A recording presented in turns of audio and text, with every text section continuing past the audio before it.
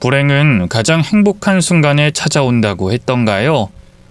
인생을 살면서 가장 큰 절망을 맛봤을 때, 그때 저는 세상에서 가장 행복한 여자인 줄 알았습니다. 항상 외롭고 고난의 연속이었던 제 인생에서 그 남자가 나타났을 땐 마치 구원자가 내 앞에 있는 것 같았어요. 제가 일하던 곳에 고객으로 방문했던 그 사람은 딱 봐도 때묻지 않은 순수한 사람처럼 보였고 밝고 긍정적인 기운에 저도 기분이 좋아졌어요. 대화를 주고받다 보니 서로의 공통점을 발견해서 끝없이 이야기를 나누게 됐고 그 과정에서 저도 모르게 스며들었나 봐요. 자꾸 생각나고 궁금해지더라고요. 궁금증이 호감으로 서서히 변해가던 찰나 그 사람이 먼저 저에게 자신의 가정사를 고백했습니다. 저는 가정이 없습니다. 어린 시절 사고로 그만. 그 말을 듣자마자 그 사람을 꼭 안아줬어요. 사실은 저도 가족을 잃은 사람이었거든요. 끈끈한 공통점을 발견한 저희는 그렇게 바로 서로에게 유일한 사람이 됐습니다. 이렇게 잘 맞을 수 있나 싶을 정도로 쿵짝이 잘 맞았던 저희는 급속도로 가까워졌네요. 그 사람이 저에게 이런 말을 했어요. 나는 돈보다 사랑을 우선적으로 생각하는 여자가 좋아. 너는 다른 여자들과는 달라. 내가 찾던 운명의 여자야. 이렇게 확신을 느끼게 해준 여자는 네가 처음이야. 그 남자의 그 말에 제 마음이 사르르 녹는 것 같았어요. 그 남자에게만큼은 제가 특별한 여자가 된 것만 같고 하나밖에 없는 사람이 된 것만 같아 기뻤습니다. 서로 자라온 환경도 비슷하고 처한 상황도 흡사했기 때문에 저희는 많은 것들을 생략하고 결혼을 준비할 수 있었어요. 그렇게 저희는 함께 돈을 모으기 시작했습니다. 목표는 내 집 마련이었어요. 꼼꼼한 성격인 그 사람이 엑셀로 정리를 해가면서 미래 계획을 세우더라고요. 덕분에 돈을 허투루 쓸 수 없어서 타이트하게 자금을 모을 수 있었네요. 어느 날 그 사람과 공원을 거닐며 산책을 하는데 갑자기 저한테 눈을 감아보라고 하더라고요. 슬쩍 실눈을 뜨며 봤더니 제 약지 손가락에 무언가를 끼워주더라고요. 눈을 떠보라고 해서 떠봤더니 제 왼쪽 넷째 손가락에 꽃으로 만든 투박한 반지가 끼워져 있었습니다. 어찌나 손으로 꼼지락대며 만들었는지 꽃이 시들시들해져 있더라고요. 그 사람은 진지한 표정으로 말했어요. 비록 지금은 이거밖에 못 해주지만 조만간 다이아 반지로 바꿔줄게. 약속해. 능력 없고 모자란 놈이라서 정말 미안해. 프로포즈 하는 거야? 너무 초라하지? 아니, 이건 세상에서 하나밖에 없는 반지잖아. 너무 예뻐. 역시 우리 자기는 마음이 예뻐. 이래서 내가 자기를 사랑할 수밖에 없지. 난 있잖아. 우리가 엄청나게 잘 살 수 있을 거란 확신이 들어. 열심히 돈 모아서 집도 사고 차도 사고 남들처럼 그렇게 여유롭게 살자. 그때까지 우리 조금만 참고 고생하자. 그리고 우리 나중에 신혼집 입주하고 정리 다 마치면 혼인신고도 하자. 그때까지 내가 완벽한 신랑감이 될 수 있도록 노력할게. 나랑 결혼해 줄 거지? 돈을 아껴야 하니 스드메도 다 생략하고 결혼식도 예식장 없이 소박하게 올리자는 그 사람의 말에 약간 섭섭하긴 했지만 그쪽도 그렇고 이쪽도 그렇고 딱히 모실 가족도 없고 시간 내어 찾아올 하객이 거의 없었기 때문에 어쩌면 그게 맞는 선택이라고 여겼어요. 허리띠를 졸라매야 하기 때문에 그 사람이 살던 자취방도 비우고 제가 살던 자그마한 원룸에 둘이 살게 되면서 저희는 사실혼 부부가 됐습니다. 경제적인 부분도 묶여 있고 같은 밥을 먹고 잠도 같이 자니까 정말로 부부란 이런 거구나 싶어서 설레고 벅차더라고요. 어쩌면 다행이구나 싶기도 했어요. 만약 시부모님이 계셨더라면 이 결혼을 반대하셨을 수도 있잖아요. 이래서 끼리끼리 만나야 된다고 하는구나. 그런 의미에서 배우자를 참 잘 만났다 싶었네요. 저희 둘만 악착같이 잘 살면 그만이었으니까요. 이 원룸에서 둘이 살면서 살짝 좁다고 느껴지긴 했지만 남편이 일주일에 절반 이상은 나가 있었기 때문에 그 생활도 나름 할만했어요. 돈을 바짝 모아보겠다며 숙식이 해결되는 막노동판에 뛰어들어가서 일하는 남편을 보며 저도 분발해야겠다 생각하며 야간 아르바이트와 재택근무를 추가로 하면서 부수입을 벌어들였습니다. 잠을 제대로 자본 게 언제였나 싶을 정도로 열심히 일했네요. 그래도 신혼집에 들어갈 그날만 기다리며 카운트다운을 하듯 그렇게 그날만을 손꼽아 기다렸어요. 그 집에 들어가면 비로소 달콤한 신혼이 시작될 것만 같았거든요. 하지만 요령 없이 돈만 모을 줄 알았던 저희였기 때문에 자산이 불어나는 속도는 현저히 느렸습니다. 중간에 많은 일들이 있었어요. 남편이 자산 좀 불려보겠답시고 주식에 손을 댔다가 순식간에 마이너스 50%가 찍히고 그걸 심지어 저한테 알려주지도 않고 숨겼다가 나중에 알게 되어 뒤집어진 적이 있었죠. 돈이 돈을 낳는다고 가진 게 많은 사람들은 돈을 잘도 굴리던데 저희는 겨우 티끌만한 돈으로 재테크를 할 수도 없고 살면서 경제적인 지식을 배워본 적도 없던 터라 결국엔 다시 무식하게 돈을 모으기만 했네요. 그렇게 미친 듯이 노력을 한 결과 저희가 살고 있던 지방 소도시에 오래된 아파트를 하나 매매할 정도의 돈이 모이더라고요. 그제야 남편은 저를 데리고 이리저리 부동산에 데리고 가더니 이 집은 어때? 저 집은 어때? 하며 물어보며 예산을 짜더라고요. 그리고 어느 날 집에 오더니 서류 하나를 제 앞에 딱 내밀면서 이렇게 말했어요. 자, 이거 선물. 이게 뭐야? 뭐긴 뭐야. 집 계약서지. 뭐? 계약서? 집을 매매했단 말이야? 혼자서? 자기한테 서프라이즈 해주려고 몰래 매매했지. 자기가 괜찮다고 한 아파트 있잖아. 거기에 괜찮은 매물이 하나 나왔더라고. 일하는데 연락이 왔길래 얼른 뛰어가서 봤지. 이미 집을 보러 온 사람이 줄을 섰다고 하길래 내가 먼저 낚아채버렸어. 아무리 그래도 그렇지 같이 가서 계약했으면 좋았을걸. 자긴 바쁘잖아. 세금 문제도 좀 있고 뭐 이리저리 지인의 지인 통해서 세무사도 알아보느라 좀 복잡했어. 어차피 한 명만 가서 계약하면 되는 거지. 뭐하러 둘이 붙어 다녀. 진짜 계약한 거 맞아? 사기당한 건 아니고? 그런 걱정 붙들어 배. 부동산 아저씨 끼고 계약했으니 사기칠 일이 없어. 자기야, 우리 드디어 신혼집이 생긴 거야. 설레지 않아? 나 이날을 위해서 얼마나 열심히 일했는데. 자기한테 큰 선물 주려고 내가 얼마나 입이 근질근질했는지 알아? 안 기뻐? 우리 애 보금자리가 생겼는데 안 기쁘냐고. 기뻐, 기쁘지. 근데 실감이 안 나서 그래. 직접 눈으로 봐야 와닿을 것 같아. 내일 거기 가볼 수 있을까? 아직 세입자가 살고 있어서 방문하는 건 좀 그렇고 내일 아파트 풍경 돌아보면서 근처 구경할까? 그리고 신혼집을 채울 가구도 보러 가자. 자긴 그냥 가만히 있으면 돼. 내가 다 알아서 할게. 보통 신혼집은 부부가 같이 가서 계약을 하고 집을 둘러보지 않나요?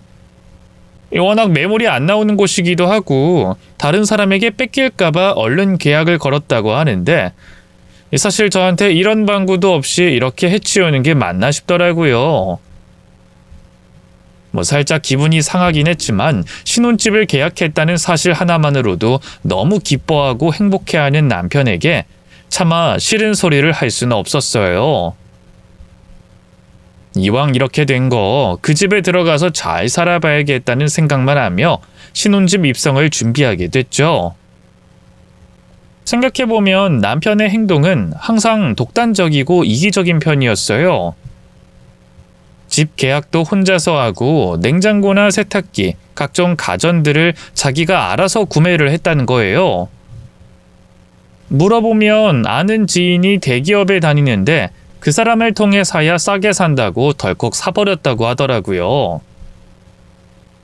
집안 분위기에 맞는 가전을 하나씩 고심해서 고르고 싶었던 저는 그 말에 실망하지 않을 수 없었어요. 남편은 무조건 실용파였기 때문에 그런 저의 서운함을 전혀 알아채지 못했죠. 이런 걸로 세세하게 꼬투리 잡아가며 싸우고 싶지 않았기 때문에 최대한 제가 참았어요. 하지만 제가 폭발을 했던 건 남편의 말이 자꾸 바뀌면서부터였습니다. 정해진 신혼집 입주 날짜를 자꾸 은근슬쩍 미루는 거예요. 그래서 제가 어느 날은 화가 나서 남편에게 따졌죠. 정해진 입주 날짜에 그냥 들어가면 되는 거잖아. 왜 자꾸 날짜를 미루는 건데? 자기야, 난 정돈된 상태에서 집에 들어가고 싶어서 그래. 막상 집에 들어갔는데 침대도 없어서 잘 곳이 없으면 되겠어? 적어도 기본적인 생활은 할 수 있게끔 만들어 놓고 들어가는 게 맞잖아. 그리고 자기도 그렇고 나도 그렇고 지금 일 때문에 바쁘잖아. 위치도 그렇고 생활 패턴도 그렇고 일단 지금 생활이 더 익숙한 건 맞잖아. 일단 바쁜 거 다 끝내고 이 집 정리부터 하고 들어가는 게 맞는 것 같아서 그래. 그래, 그럴 수 있다고 쳐. 나도 그 말엔 동의해. 하지만 지금 보면 내 권한은 하나도 없잖아. 막말로 나도 집 사는데 돈 많이 보탰어. 뼈 빠지게 일하면서 집 하나만 바라봤다고. 근데 집 계약도 자기가 혼자서 해. 가전 가구도 자기가 혼자서 사. 입주일도 맘대로 바꿔놔. 그럼 내가 할 수 있는 건 뭔데? 그냥 인형처럼 자기 말만 들어야 되는 거야? 그게 그렇게 화날 일이야? 난 자기가 나한테 고마워할 줄 알았어. 번거로운 일 내가 다 떠맡아 해주니까 오히려 나는 그게 희생이라고 생각했는데 자기한텐 불만이었던 거야? 그럼 여태껏 내가 한 노력은 뭐가 되는데? 내가 자기 서프라이즈 해주려고 얼마나 뛰어다녔는지 알아? 그 집 구하게 된 것도 기적이나 다름없었다고. 발에 불이 나도록 발품 팔고 돌아다닌 덕분에 귀하게 얻은 매물인데 왜 나한테 고맙다는 말 한마디 안 하는 건데? 솔직히 난 그게 서운해.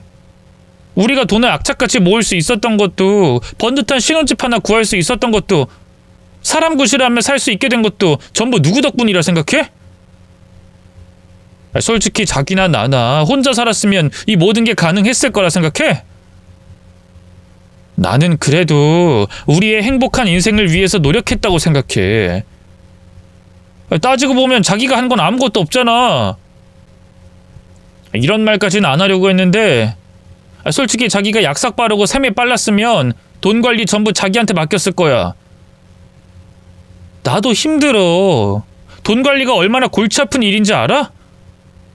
맘 같아서는 나도 손 놓고 아무것도 안 하면서 태평하게 살고 싶어. 누구는 뭐 이러고 싶어서 이러고 사는 줄 알아? 내가 여태껏 버티고 참고 희생할 수 있었던 건 그래도 자기가 내 마음을 알아줄 거라 생각했기 때문이야. 근데 자긴 서운한 마음은 쌓아놓고 있었네. 이런 사람이랑 내가 어떻게 미래 계획을 세울 수 있겠어? 지금 내 기분이 어떤지 알아? 공든 탑이 한 방에 무너지는 기분이야. 오늘은 바깥에서 잘 테니까 각자 생각할 시간 좀 갖자. 내가 먼저 연락할 때까지 연락하지 마. 그 사람은 늘 저에게 죄책감을 심어주며 화를 내곤 했습니다. 결국엔 저의 답답함이 풀리지 않았고 오히려 화만 더 쌓여갔죠. 그때는 정말이지 그 사람이 저의 유일한 가족이었기 때문에 그 사람이 화를 내고 집을 나가버리면 불안해서 잠을 잘 수도 없었어요. 결국엔 제가 미안하다고 다 이해해 주겠다고 매달리며 상황이 마무리되곤 했죠. 정말 바보 같은 사랑을 했어요. 온전히 믿었기 때문에 다른 것들은 아무것도 눈에 보이지 않았나 봅니다. 결국 최종의 최종을 걸쳐 비로소 진짜 신혼집 입주 날이 정해졌어요. 이번에는 진짜라고 짐을 미리 싸놓으라는 남편의 말에 신나서 준비했죠. 하지만 입주하기로 한 당일 남편은 일을 나갔다가 연락이 끊겼습니다. 아무리 전화를 걸어도 받질 않더라고요. 너무 걱정이 돼서 계속 전화를 하니 결국엔 문자를 하나 남기더라고요. 지금 바빠. 입주는 오늘 좀 힘들고 다른 날 잡아보자. 일단 집에서 기다리고 있어. 도대체 이게 몇 번째인지 몰라요. 그 전까지만 해도 남편을 온전히 믿고 있었거든요. 또 입주를 미루니까 저도 자꾸만 의심이 생기더라고요. 그리고 그날은 분노가 터져버렸어요. 여태껏 남편이 혼자 독단적으로 일을 진행했잖아요. 이참에 저도 이기적으로 한번 굴어봐야겠다 싶더라고요. 혼자서 이삿짐을 다 옮기고 나서 서프라이즈라고 놀라게 해줄 생각이었어요. 바쁘다는데 뭘 어쩌겠어요. 뭐 저 혼자라도 해야지. 도저히 번듯한 신혼집을 냅두고 입주를 미룰 수는 없었습니다. 저는 대충 손에 들 수 있는 짐부터 챙겨서 신혼집에 들어가려고 문 앞까지 갔어요. 문이 잠겨 있더라고요. 제가 알고 있는 비밀번호로 현관문을 열려고 하니 비밀번호가 틀렸다고 나오는 거예요. 당황해서 일을 어떻게 해야 하나 고민하던 찰나 안에서 인기척이 들리더니 문이 열렸습니다. 한 여성분이 아기를 안은 채로 나오시더라고요. 그리고 저에게 물어보셨어요. 누구세요? 어쩐 일로 오셨어요? 그게... 너무 당황스럽더라고요. 처음엔 동호수를 잘못 찾았나 싶어서 재차 확인을 해봤어요. 하지만 그 집은 저희가 마련한 신혼집이 맞았습니다. 빈집이어야 맞는 건데 이미 다른 사람이 살림을 차려 살고 있더라고요. 그쪽도 만만치 않게 당황한 듯 저를 경계하며 보더라고요. 당장이라도 저를 경찰에 신고할 기세길래 제가 먼저 입을 열었어요. 저기 죄송한데요. 여기 저희 부부가 신혼집으로 매매한 집이거든요. 왜 사람이 살고 있는지 도통 모르겠네요. 혹시 집 계약서 같은 것 좀 볼 수 있을까요? 신혼집이요? 여긴 저희 신혼집인데요? 네? 그럴 리가 없어요. 혹시 이중계약이라던가 이런 게 있을 수도 있으니까 한번 확인을 해보는 게 어떨까요? 혹시 남편분 이름이 어떻게 되세요? 그건 왜요?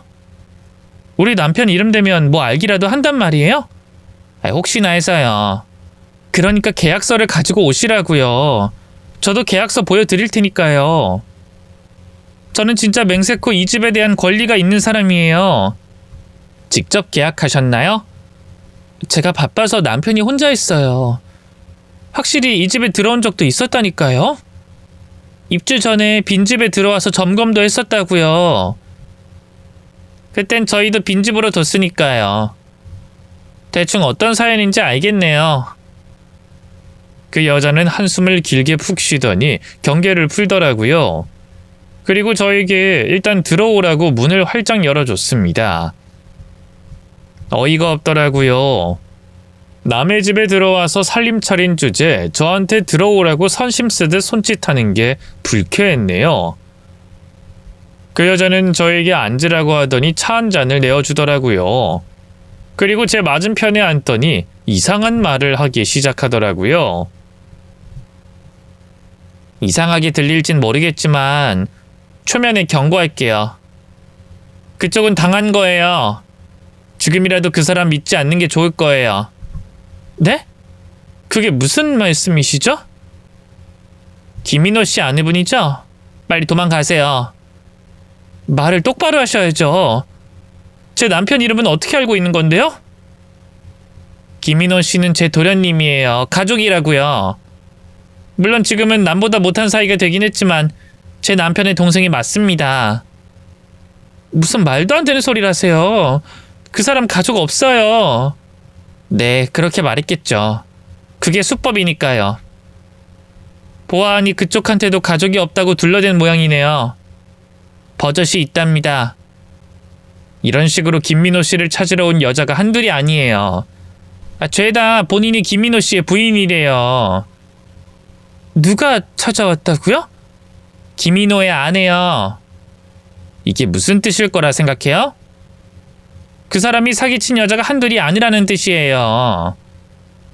말도 안 돼요. 전 그 사람이랑 같이 살고 있었다고요. 네, 다른 여자들도 다 그렇게 얘기했어요. 일주일 내내 붙어 있던가요? 아니잖아요. 그쪽이 그 사람에 대해서 모든 걸 다 알고 있다고 생각하세요? 그건 착각이에요. 그놈이 뒤에서 어떤 짓을 저지르고 다니는지 알면 아마 까무러치게 놀랄걸요? 아무래도 남편한테 직접 이야기를 들어봐야겠어요. 이만 일어날게요. 아마 연락 못 받을 거예요. 난 그 인간이 지금 어디 있는지 알거든요. 내가 위치를 하나 찍어줄게요. 거기로 한번 가보세요. 그 사람에 대한 진실을 알게 될 거예요. 저도 이제 지긋지긋해요. 이 집을 담보로 사기치고 다니는 게 한두 번도 아니고 이제 그만 멈췄으면 좋겠네요. 부디 그 인간의 실체를 알고 관계를 끊었으면 좋겠어요. 그렇지 않으면 그쪽 인생도 나락으로 떨어지는 거예요. 명심하세요. 알 수 없는 퍼즐 같은 그 여자의 말에 당장이라도 쓰러질 것처럼 어지러웠어요. 남편에게 아무리 전화를 걸어봐도 받질 않았습니다. 결국엔 그 여자가 가르쳐준 위치로 가보기로 결심하며 택시에 올라탔어요. 그곳으로 가는 내내 너무 긴장돼서 손에 땀이 나더라고요. 택시가 진입한 곳은 주택가 골목이었어요. 마당에 훤히 보이는 그런 담장이 낮은 주택들이 질비해 있는 가운데 택시기사님이 어느 한 곳에 차를 멈추시더라고요. 택시에서 내린 후 저는 몇 걸음도 채 걷지 않고 한 아이의 음성을 듣게 됐습니다. 아빠, 달려갈 테니까 비행기 태워줘. 그 소리가 난 곳은 한 집의 마당이었어요. 그리고 그 아이가 밝게 웃으며 달려가 안긴 사람은 다름 아닌 저와 평생을 약속했던 남편이었습니다. 처음엔 믿을 수 없어서 가까이 다가가 봤는데 아무리 봐도 제 남편이 맞았어요. 남편은 아주 밝게 웃으면서 아이 둘을 데리고 공놀이를 하며 놀고 있었습니다. 저의 존재를 알아차리지도 못한 채로 아빠의 역할을 하고 있더라고요. 그리고 잠시 후 그 집 현관문이 열리더니 웬 여자가 불쑥 튀어나왔어요. 그 여자는 불만인 표정으로 남편에게 다가가 묻더라고요. 오빠, 이번에 월급 언제 들어온다고 했지? 좀 걸려. 왜? 왜긴 왜야. 이번엔 보너스도 들어올 때 됐잖아. 보너스 타면 우리 가족여행 한번 가기로 한 거 잊은 거 아니지? 좀 기다려. 때 되면 줄 테니까. 무슨 회사가 월급날이 매번 바뀌고 그래? 혹시 위태로운 거 아니야? 좀! 애들 앞에서 그놈의 돈 얘기 좀 그만해. 애들도 집안의 경제적인 상황에 대해서 알 필요가 있지. 그걸 왜 숨겨야 되는데? 우리 일주일 만에 보는 거야. 힘들게 일하고 돌아온 남편한테 고생했다는 소리 한번 못 해주냐? 기다리라면 좀 기다려. 그놈의 돈! 내 남편이라고 믿었던 남자가 알고 보니 한 가정의 가장이었다니. 마치 드라마 같은 광경에 그 자리에서 떨리는 손으로 입을 틀어막았습니다. 맘 같아서는 그냥 바로 달려들어 따지고 머리채를 잡고 따귀를 때렸어야 했는데 어린 아이들이 자꾸 눈에 걸리더라고요. 자신의 아빠가 사기꾼이라는 사실을 알게 된 순간 그 아이들이 받게 될 트라우마를 생각하니 차마 그 현장에 난입할 수는 없었습니다. 그저 그 현장을 눈에 담고 오랫동안 지켜봤어요. 화가 나고 마음이 답답하고 눈물만 쉴 새 없이 나왔지만 일단은 이성적으로 생각할 필요가 있었어요. 그 장소를 빠져나온 후 사건의 진실을 하나씩 파헤치기로 결심했습니다. 도저히 갈피를 잡지 못했던 저는 또다시 신혼집에 살고 있는 그 여자에게 찾아가 그 인간의 실체를 파악하게 됐어요. 사랑했던 제 남편은 알고 보니 희대의 사기꾼이었습니다. 연인을 만나 사랑에 빠지게 한 뒤 같이 돈을 모으자고 꼬드긴 후 그 돈을 가지고 날라버린 것이 그놈의 수법이었어요. 이미 그놈에겐 가족이며 친구고 뭐고 다 필요 없었어요. 돈이 나올 수 있을 만한 곳이 있다면 불지옥이라도 뛰어드는 놈이었던 거예요. 아마 이런 식으로 발을 걸쳐놓은 여자가 여럿 있었을 테고 지금도 열심히 작업 중일 테죠. 가장 중요한 건 돈이었어요. 저는 그놈을 위해 모든 걸 갖다 바쳤습니다. 본인이 관리한답시고 제 돈을 전부 빼앗아 갔단 말이에요. 말은 그럴싸하게 했지만 애초부터 제 돈이 목적이었던 놈이었습니다. 사랑하는 사이였고 사실혼이라 믿었기 때문에 아무런 의심 없이 경제권을 맡긴 게 잘못이었어요. 제가 아무리 고소를 하고 법적인 대응을 해도 그놈이 돈 없다고 버티고 배째라고 들어눕는다면 저는 보상을 받을 수 있는 방법이 없었습니다. 다 써버리고 없다고 해버리면 그만이잖아요. 아무래도 힘을 모을 필요가 있겠더라고요. 다른 피해자들에게 연락을 해서 나 같은 피해자도 있다는 걸 알리고 싶었습니다. 그리고 그들에게 연락할 수 있는 방법은 단 한 가지밖에 없었어요. 그놈의 핸드폰을 입수해서 전화번호를 알아내는 것이었죠. 역겹고 치가 떨리지만 다른 피해자들의 연락처를 알아내는 게 급선무였기 때문에 저는 집에 돌아온 그놈을 태연하게 맞이했습니다.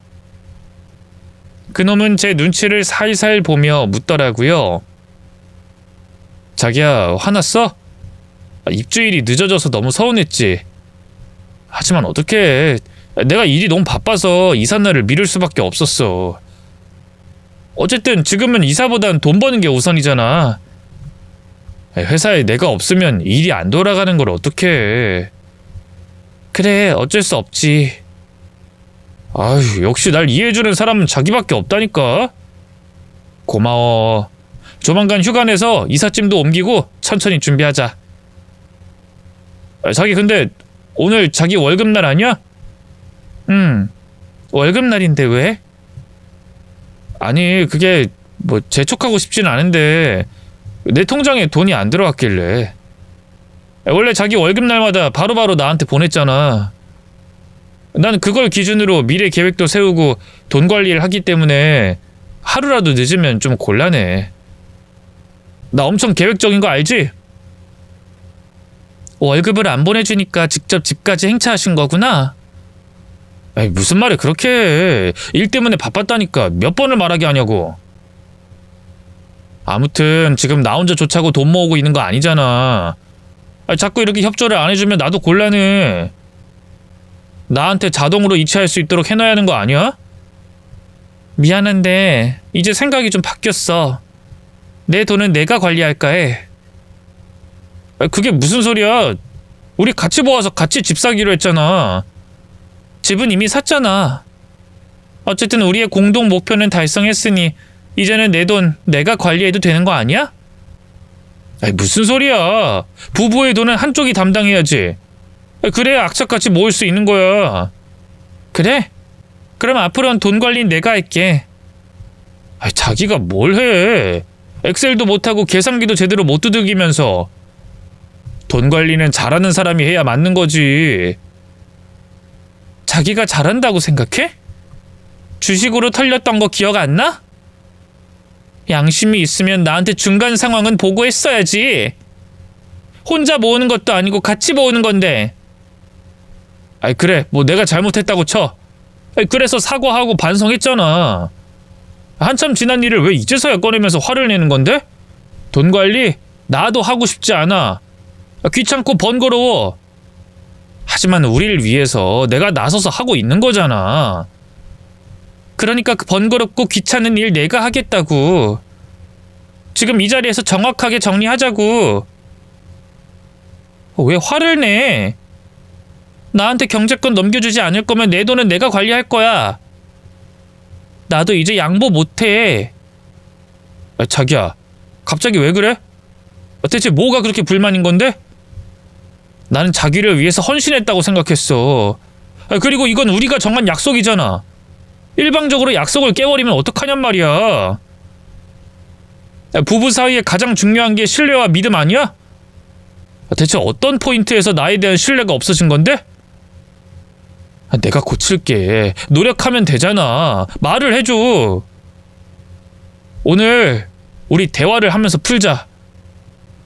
남편이 오랜만에 집에 와서 저에게 데이트 가자며 잘해주고 자상했던 적이 공교롭게도 딱 제 월급날이었던 걸 왜 그때는 눈치채지 못했을까요? 제가 그 당시에 이리저리 돈을 버느라 3가지 일을 하고 있던 시절이었는데 월급날도 각자 달라서 한 달에 3번 월급이 들어왔거든요. 남편은 항상 바쁘다며 핑계를 대면서 가뭄에 콩나듯이 저희 집에 와 함께 있어줬는데 그날은 죄다 월급날이었습니다. 마치 고객 관리를 하듯이 저에게 선심을 썼던 거예요. 저에겐 결혼 생활이었지만 그놈에겐 일종의 수금 생활이었던 것입니다. 그 사실을 눈치채게 되니까 정말 비참하더라고요. 그날은 그렇게 끝까지 다투게 됐고 그놈은 속이 답답한지 술을 진탕 마시더니 골아 떨어지더라고요. 그렇게 저는 그놈의 핸드폰을 손에 넣을 수 있었습니다. 쥐도 새도 모르게 잠들어 있어서 지문을 인식하는 게 어렵지 않았어요. 마치 암호처럼 전화번호부의 이름이 알 수 없게 저장되어 있었지만 끝내는 어떤 식으로 저장했는지 알겠더라고요. 죄다 자기라고 저장해놨는데 앞에 수식어가 달랐어요. 예를 들면 제 이름은 내 사랑 자기라고 저장해놓고 다른 여자들은 귀염둥이 자기, 예쁜 자기 뭐 이런 식으로 본인만 알 수 있는 방법으로 분류를 해놨더라고요. 호칭은 죄다 자기로 통일을 해놨으니 헷갈릴 일은 없었을 거예요. 그 중에 애엄마인 본처만 마님으로 저장해 놓은 걸 보고 힘이 쭉 빠졌네요. 저는 그저 이리저리 발을 뻗어 놓은 몇 명의 여자들 중 한 명일 뿐이었더라고요. 그저 의미 없고 돈만 대주는 소유물이었던 거겠죠. 절대로 용서할 수 없었어요. 자고 있는 그 인간의 얼굴을 보며 어찌나 치를 떨었는지 몰라요. 그놈은 실컷 자고 일어나더니 짐을 싸기 시작했어요. 일이 바빠서 한동안 집에 들릴 수 없을 것 같다며 한가해지면 들릴 테니 그동안 잘 지내고 있으라고 하더라고요. 돈 나올 구멍이 막히니 완전 빈정이 상해서 나가버리는 걸 보고 확신했네요. 그 사람에게 나는 그저 돈이었구나. 그 이상도 이하도 아니었구나. 그 인간에게 모든 걸 되갚아주고 싶었습니다.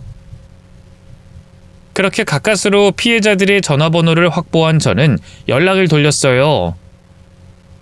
이미 사기를 당했다는 걸 알고 있는 여자도 있었고 눈치채지 못한 여자도 있었습니다. 최대한 덤덤하게 설명을 해야 하는데 저도 모르게 눈물이 나오고 말았어요. 어쨌든 다들 금전적으로 피해를 입은 만큼 최대한 침착하게 힘을 모아 각자의 역할을 정할 수밖에 없었습니다. 어이없게도 피해를 당한 여자들 모두 가정 환경과 살아온 상황이 저와 별반 다르지 않더라고요. 딱 보기에 가족도 없고 만만해 보이는 여자만 골라 사기쳤던 것이죠. 그런 수법을 알게 되니 더 괘씸해서 화가 나더라고요. 저희는 그저 열심히 산 죄밖에 없잖아요. 사랑하는 사람을 만나 행복하길 바랬던 게 이렇게 큰 형벌을 받을 일인가요? 똘똘 뭉쳐서 그놈을 고소하기로 마음먹고 그놈의 뒷조사를 좀 해봤는데 아주 가관이더라고요. 도박에 절도에 사기까지 아주 전과가 화려했네요. 저의 주도하에 고소가 이뤄지고 있다는 걸 그놈도 뒤늦게 알았는지 어느 날 저를 찾아왔더라고요. 자기야, 대체 이게 무슨 일이야? 고소라니? 아니지? 자기가 그럴 리 없잖아. 내가 고소한 거 맞아. 피해자들한테도 내가 연락 돌렸어. 피해자라니? 누가 피해자야? 나랑 그 여자들. 네가 우리 애들한테 돈 뜯어 갔잖아. 뭔가 오해가 있나 본데. 내가 돈을 뜯어 갔다니. 자기도 알잖아. 그 돈 다 집 때문에 같이 모았던 거잖아. 그래. 다른 여자들한테도 그렇게 얘기했더라고. 여럿이서 돈을 모았으니 얼마나 통장이 두둑해졌겠어. 어쩌려고 그랬어? 그 여자들 다 데리고 한 집에 살려고 그랬어? 그 정도로 넓은 평수는 아니던데. 내가 다 설명할게. 그러니까 그 여자들은 잠시 스쳐 지나간 바람 같은 존재였을 뿐이야. 사람은 누구나 과거가 있는 거잖아. 그냥 그 여자들은 과거였을 뿐이라고. 나한테 진짜 사랑은 자기밖에 없어. 알잖아. 내가 자기를 먹여 살리려고 얼마나 힘들게 일하고 있는지. 그걸 알면 자기가 나한테 이러면 안 되지. 나를 먹여 살리려고 밤낮 없이 일을 하는 게 아니라 네 와이프랑 애들 먹여 살리려고 바쁘게 여자들 사기치고 다니는 거겠지. 내가 뒷조사도 다 해봤어. 직업도 딱히 없고 여자들 만나서 등쳐먹는 게 네 유일한 돈줄이더라. 그렇게 살면 애들한테 부끄럽지도 않아? 네 애들은 알고 있니? 아니 그게 아니라. 그래, 솔직하게 얘기할게. 젊었을 때 실수를 좀 했어. 그래서 엉겁결에 와이프랑 애 둘이 생긴 건 맞아. 하지만 우리 그냥 쇼윈도야. 그냥 가끔씩 가서 아빠 노릇 해주고 양육비 정도껏 찔러주는 그런 무미건조한 사이라고. 자기한테 솔직하게 말하지 못한 건 정말 미안해. 하지만 나한테 애가 있다는 걸 말하면 자기가 날 버릴까봐 너무 걱정됐어. 나 알잖아. 항상 완벽함을 추구하는 거. 자기랑 완벽한 인생을 살아야 하는데 와이프랑 애들은 너무 짐짝처럼 느껴졌어. 그래서 일단은 숨기고 내가 혼자 해결하려고 했던 거야. 어렸을 때부터 혼자 살아서 모든 걸 혼자 책임지려고 노력했던 버릇이 남아있어서 그래. 외롭고 힘들었던 내 인생에 빛이 되어준 건 자기밖에 없어. 우리 이제 행복할 일만 남았잖아. 신혼집에 입주하고 나서 잘 살기만 하면 돼. 그러니까 고소 같은 거 다 취소하고 내 말 좀 들어주라. 말이 나와서 하는 말인데 그 집 네 집도 아니더라? 네 형이 살고 있는 집 이용해서 여자들한테 사기치고 다녔다며? 대체 너한테 진심이란 게 있긴 했어? 가족도 없이 혼자 살았다며? 부모님도 일찍 돌아가셔서 외로웠다며? 그런데 알아보니 부모님도 살아계시고 형도 있더라? 내가 제일 화나는 게 뭔지 알아? 내 약점과 아픔을 건드려서 날 이용해 먹은 거야. 그동안 즐거웠니? 기뻤어? 남의 간절함을 이용해서 홀랑 털어먹으니까 아주 행복했겠지?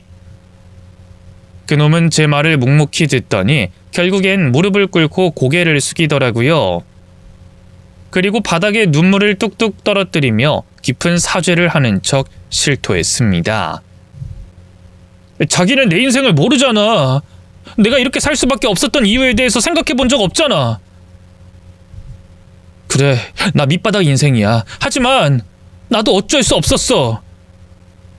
와이프의 애 둘까지 책임지려면 돈이 필요한데 내가 능력이 없잖아. 솔직히 너무 막막했어. 와이프랑 더 이상 사랑도 없고 이혼만을 기다리고 있는데 이혼 또한 돈이 있어야 가능하더라. 그래서 나 혼자 돈 마련하고 깔끔하게 해결하고 자기한테 돌아가려고 했어. 이 말은 진심이야. 몇 명이 여자를 만났던 건 맞아. 그 여자들이랑 진심으로 교제했던 것도 사실이고 함께 돈을 모았던 것도 맞아. 하지만 다 지나간 일이야. 돈 문제는 내가 알아서 해결할 생각이었어. 솔직히 좀 그렇잖아. 서로 사랑해서 사귀어놓고 헤어지니까 나한테 쓴 돈을 다 내놓으라는데 나도 황당하잖아. 그래서 그것 때문에 골치 아픈 일이 좀 있긴 했지만 난 하늘을 우러러 맹세코 자기한테 부끄러운 짓 한 적 단 한 번도 없어. 난 여태껏 우리의 미래만 생각하고 살았다고. 그리고 그 집 말이야. 사실은 진짜로 내 집이야. 부모님이 원래 나한테 주려고 했던 집인데 형이란 놈이 빼앗은 거라고. 조만간 내가 소송해서 되찾으려고 했어. 그래서 입주일이 뒤로 미뤄졌던 거지. 내가 자기한테 사기친 건 절대로 아니야. 나한테 했던 짓이 사기가 아니라고? 같이 돈 모으자고 꼬드겨놓고 그 돈 들고 튀어버린 게 사기 행각이야. 그게 바로 혼인 빙자라고. 난 반드시 너한테 돈 받아낼 거야. 다른 피해자들도 끝까지 가보기로 했어. 변호사 비용 이딴 거 아무런 상관없어. 억만금이 드는 한이 있더라도 너 하나만큼은 골로 보낼 거니까 각오해. 자기야, 우리의 아름다웠던 추억을 기억해봐. 정말 행복했잖아. 내가 자기한테 제안 하나 할게. 자기가 다른 여자들 잘 설득해주잖아? 그럼 그거 잘 해결하고 자기만 바라볼게.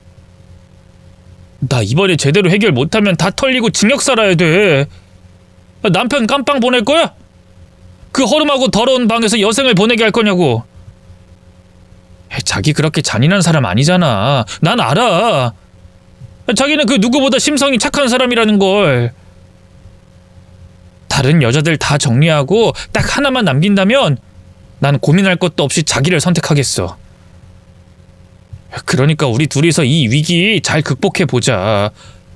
자기한테 내 모든 권한 줄게. 돈 관리 자기가 해. 입주할 아파트 명의도 자기 쪽으로 돌려줄게. 나 생각보다 준비한 게 많은 남자야. 자기도 알면 깜짝 놀랄걸? 그러니까 딱 한 번만 날 믿어주라. 나더러 사기에 가담하라고? 네가 피해자들한테 돈 뜨는 걸로 호강시켜주겠다고 하면 내가 좋다고 넘어갈 줄 알았어? 정신 차리고 벌이나 받아. 네가 살아온 인생은 이런 식으로 어영부영 넘어가는 게 가능했을진 몰라도 이젠 달라. 어디 한번 끝까지 시시비비를 가려보자고. 왜 이래? 갑자기 사람이 왜 이렇게 변한 건데? 너 이런 사람 아니었잖아. 착하고 순수했던 사람이잖아. 진짜 날 이렇게 버릴 거야? 나 오갈 데 없는 거 알잖아. 더 이상 할 말 없으니까 나가. 이건 좀 아니지. 외롭게 살았다고 해서 내가 버팀목이 되어줬더만 이제 와서 한다는 게 뭐? 고소? 이게 말이 된다고 생각해? 넌 은혜를 이딴 식으로 갚냐? 뭐? 은혜? 아니 그렇잖아. 너 나 없었으면 지금 제대로 살 수 있긴 했겠어?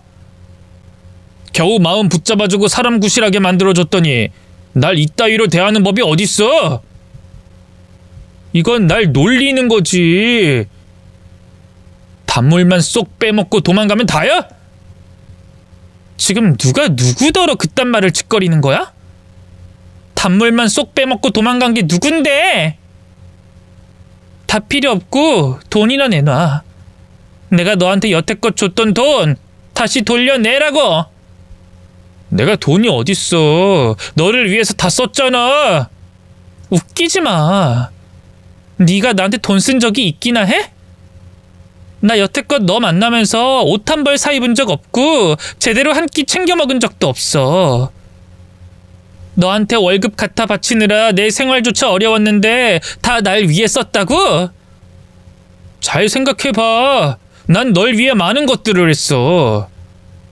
그리고 나는 돈을 돌려줄 의무는 없다고 생각해. 어차피 줄 돈도 없고 이유도 없고 법적 고소? 그게 쉬운 일인 줄 알아? 네가 고소한다고 해도 그 기간이 얼마나 오래 걸리는지를 알긴 하냐? 돈은 돈대로 들지 시간 낭비하며 마음고생하지. 법적으로 대응하는 순간 네 인생도 끝이야. 그냥 좋게 말할 때 알아들으면 얼마나 좋아.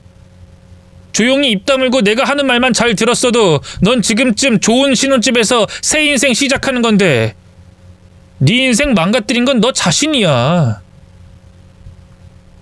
아무튼 줄 돈 없고 난 무대응으로 일관할 거니까 뭐 알아서 해봐. 잘 될 수 있을진 모르겠지만 어쨌든 우린 사랑하는 사이였고 사실혼 관계였으니 금전적 관계는 아무런 법적인 효력이 없을 거야. 수고해봐. 막판이 되니 본색을 드러내며 저를 업신여기더라고요. 그게 바로 그놈의 진짜 모습이었던 것이죠.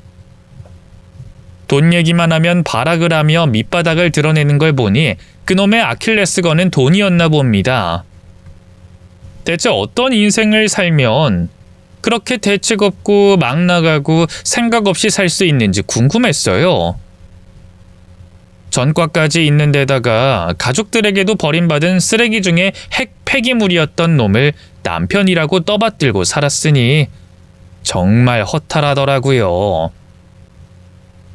그래도 나락인 인생과 엮일 뻔했던 걸 겨우 구제받았다고 생각하니 마음이 좀 나아졌어요. 그리고 저는 그놈의 와이프를 찾아갔습니다.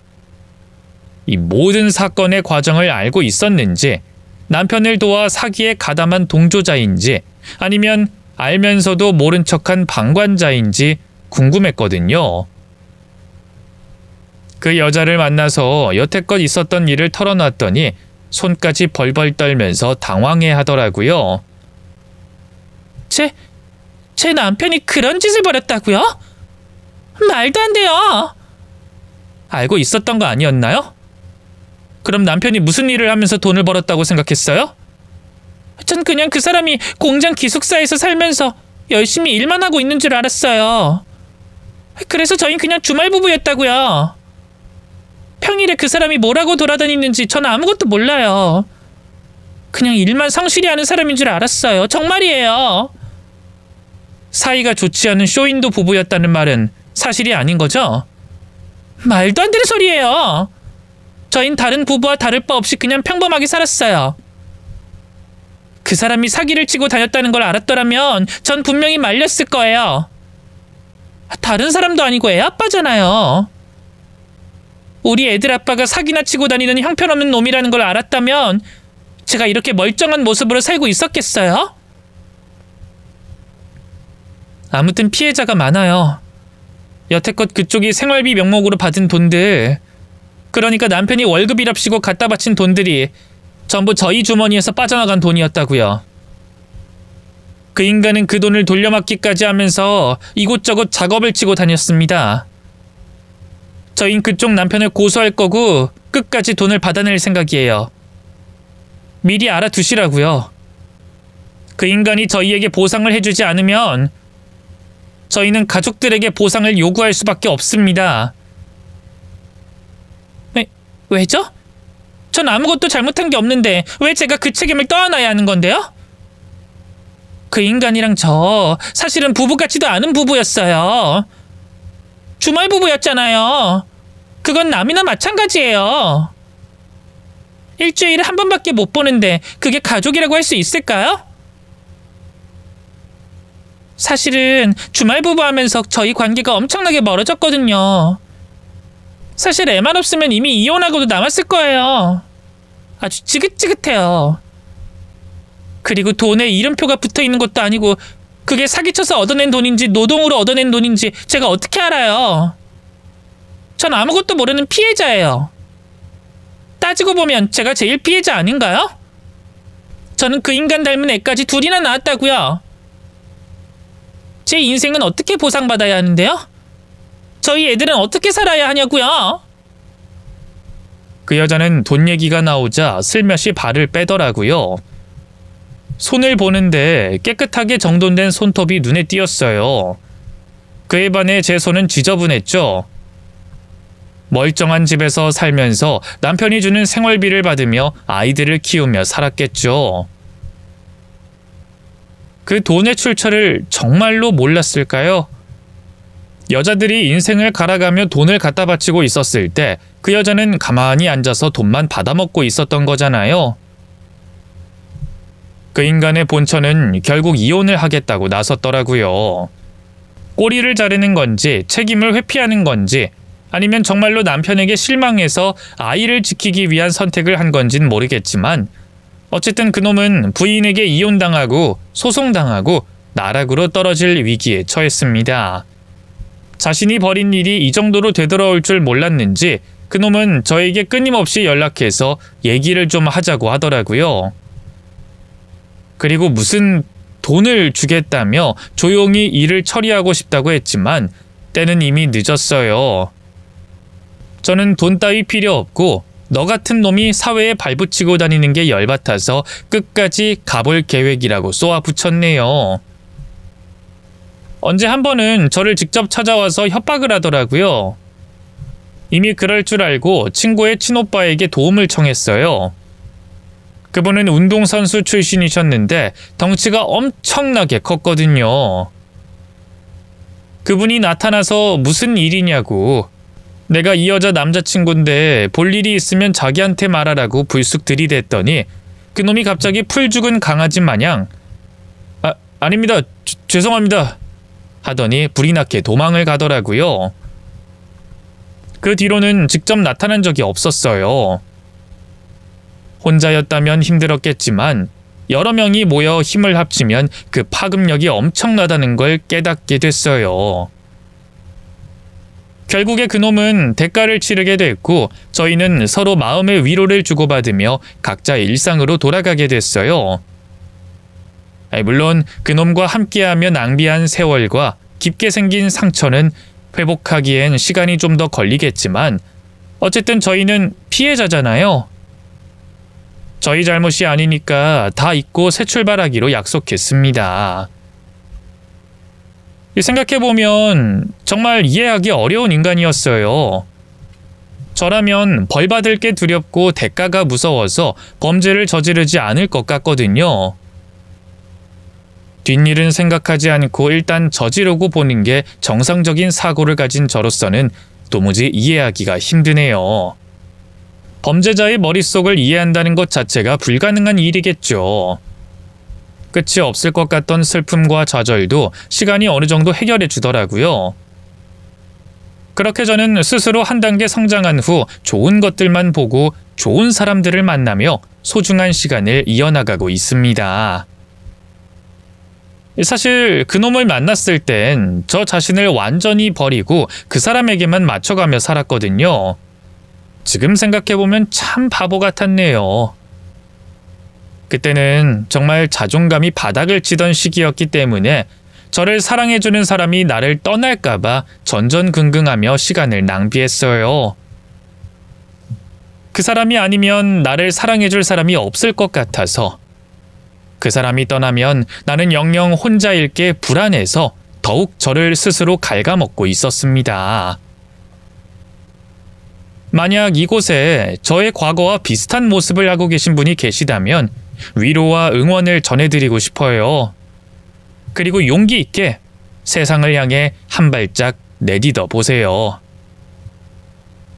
세상은 넓고 할 일은 많고 나를 위한 세상이 어딘가엔 반드시 있더라고요. 저 자신을 아끼고 소중히 대하다 보니 귀한 인연이 찾아오더라고요. 정말 신기한 경험이었어요. 스스로를 대접할 줄 알아야 저의 가치를 알아봐주는 사람이 다가온다는 사실 잊지 않으셨으면 좋겠습니다. 물론 살면서 또다시 좌절하고 상처받고 사람에게 치이는 날이 올 수도 있겠죠. 하지만 예전과는 달리 그 위기를 잘 극복해낼 수 있게 스스로를 단련시킨다면 숱한 위기도 슬기롭게 잘 넘길 수 있을 거라 확신합니다. 어때요? 저 많이 성숙해진 것 같지 않나요? 세상에 아픔만 주는 불행은 없더라고요. 그 불행으로 제가 한 단계 성장하게 됐으니 그걸로 된 거 아닐까요? 어쩌면 꼭 필요했던 경험이었을지도 몰라요. 아무쪼록 이렇게 별탈 없이 위기를 극복해낸 저 자신에게 위로와 격려를 전하고 싶습니다. 그럼 이만 사연 마치도록 할게요. 여러분들은 부디 사람 조심하세요. 이 세상 모든 사기꾼들이 근절되길 바라는 마음으로 이만 인사드리겠습니다. 안녕히 계세요.